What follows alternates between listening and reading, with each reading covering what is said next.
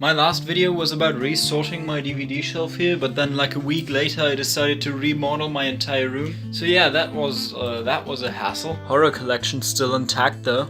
At the beginning of 2021, I looked at every movie I watched in 2020. That turned out to be 4 parts, so I thought, we're already 25% through 2021. Yeah, the lessons I took from that thing I did last year was, I should stop rewatching the same few movies over and over again. And also last year I learned that you don't have to love Christopher Nolan, which seems obvious, but yeah. Yeah, fuck it, let's get straight into it. Again, the film title, then the runtime, which I this time split for TV and film, then the date I watched it, and the FSK age rating, and the IMDb score.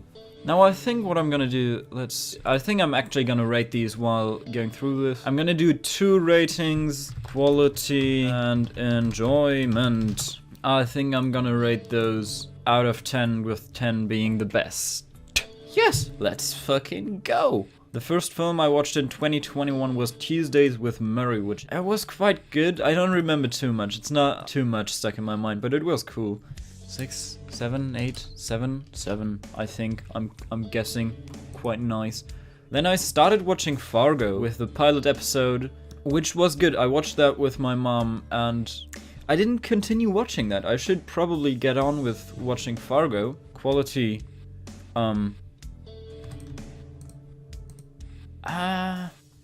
yeah, I think. I'm unsure. Following Christopher Nolan's very first movie was Following. It's like low budget, just a few $1,000 black and white film. Relatively short, it's just as long as this TV episode up here. I like it. It's not great, it's not as good as his follow-up work Memento, Insomnia. But you can see where he's going and that he's going somewhere with this first film. Quality not as good, but I loved it. I watched Zodiac, the David Fincher true crime thriller. Yeah, that's probably the most terrifying part about it, is that it's all very close to the truth and what really happened. Right then after that I watched a like documentary for the making of Zodiac, which is on the special edition DVD. Now, it's a David Fincher film, that means like quality is gonna be quite the thing. Yeah, I love Zodiac. And this is Suits. I watched episodes 4, 5, and 6 of Suits because I was at my brother's place. But yeah, I didn't watch any more of that. I'm not gonna rate these Suits episodes. I think I'm just gonna rate films and like some important TV stuff. Now, last year, or at the end of last year, I said that I haven't watched any David Lynch stuff. This is the first and only David Lynch thing I have ever seen. I have not seen any of the Twin Peaks. That's kind of my New Year's resolution for next year. And my cousin kind of pushed me towards that. And I started watching Twin Peaks, which I'm loving the ever-living shit out of. That's such a good show. Twin Peaks is awesome. Check out Twin Peaks. I'm gonna rate this. I'm not gonna rate every episode. It's quite well made and I love the ever-living shit out of it. Harry Potter and the Prisoner of Azkaban. This is by far my favorite of the Harry Potter films. The directing, Alfonso Cuarón did an amazing job with all the camera movements going on, and it's fantastic. I love this thing. Harry Potter as a franchise is really not that consistent. I wouldn't say I'm a Harry Potter fan, but I love Prisoner of Azkaban so much. It's quite good. It's an 8 and I loved it. Then some more Twin Peaks, which I'm not going to talk about every episode. Cube. Saw was majorly inspired by Cube and Seven. And so I wanted to check out Cube, which was... yeah, I don't know.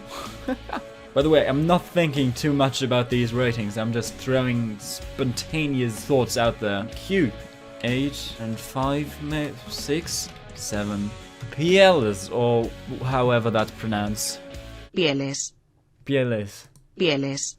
Yes. Skins internationally. It's an art house comedy drama, and I fucking loved it. Enjoyment 9. There were a few scenes that were hard to watch. Actually, I don't care.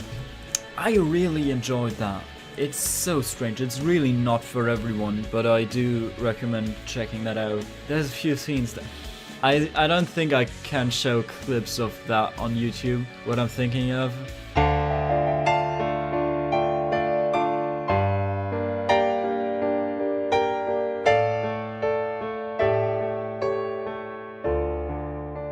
It's about like deformities, as it's referred to in the movie.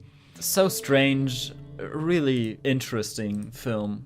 Sunshine. I think that's a Danny Boyle one. He made 28 Days Later. And I think so far, the only ones I've seen were Following, and Zodiac, and Harry Potter. Everything else was new to me, which yeah, good job me. Sunshine. I wanted to check out more of Danny Boyle's work, since there's no point in watching 28 Days Later again. But I thought it was good. Decent films. Yeah, 7. Social Network. I loved the ever-living shit out of that, and it was quite well made. I know that it's not all too close to the real story of Mark Zuckerberg and Facebook, but it's such a good film, and it's so entertaining. That's what I need. The Pillars of the Earth, which like I'm fairly enjoying that, and it's okay. I can't decide, I'm gonna give it a 6.5.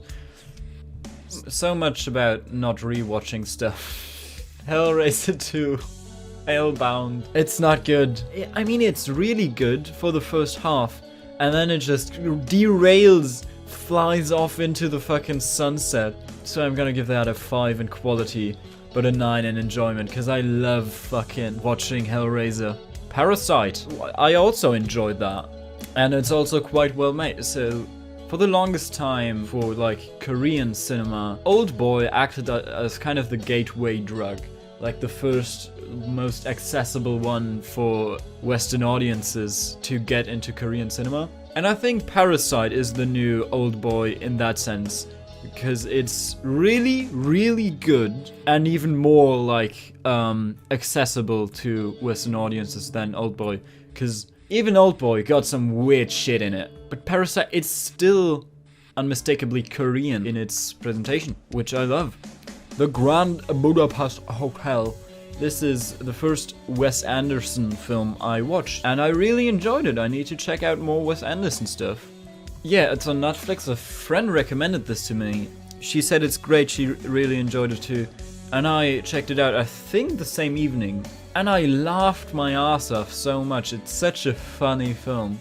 I love it. I'm gonna give that an 8, because it's really stylistically well done. Grand Budapest was great. Yeah, that was the first 3 months of 2021.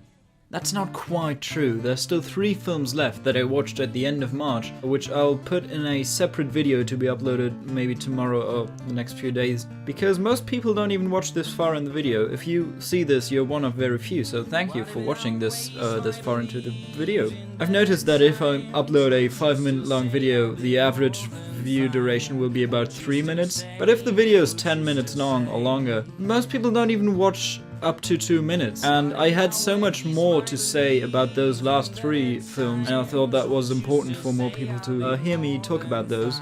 That's why I'll do those as a separate video. Till then, toodaloo, and cut.